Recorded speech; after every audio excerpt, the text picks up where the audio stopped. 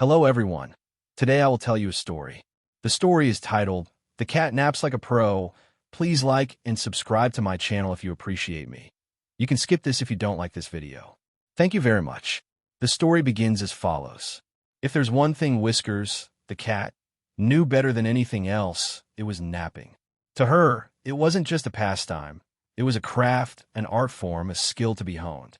Whiskers wasn't interested in the trivial matters that often distracted lesser cats. Things like chasing mice, climbing trees, or even playing with toys. No, Whiskers had a singular mission in life, to nap like a pro.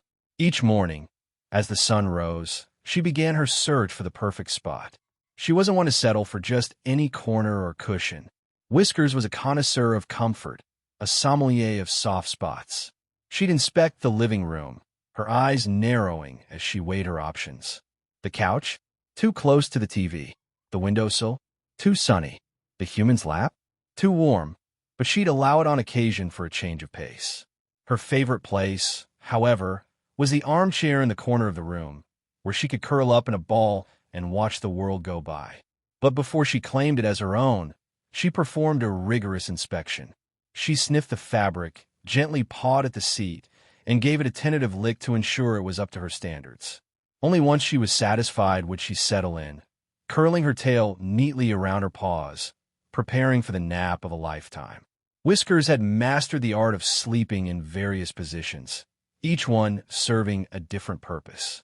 She could nap like a sphinx, with her paws tucked under her chin, her eyes half closed in deep concentration.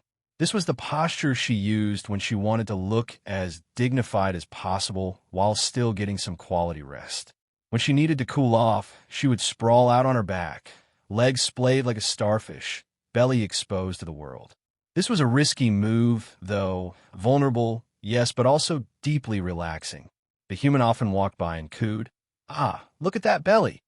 Whiskers would respond by giving them a lazy blink, as if to say, "I'm not here for your admiration. I'm here for rest." But it wasn't all about looking cute. Though, let's be honest, she did that effortlessly. The true mark of a pro napper was the ability to sleep through anything. And Whiskers had that down to an art. Vacuum cleaner running? No problem. Human sneezing? Didn't faze her. Doorbell ringing? She'd sleep right through it. Her nap schedule was ironclad. If she was napping, nothing, and I mean nothing, would interrupt her precious downtime.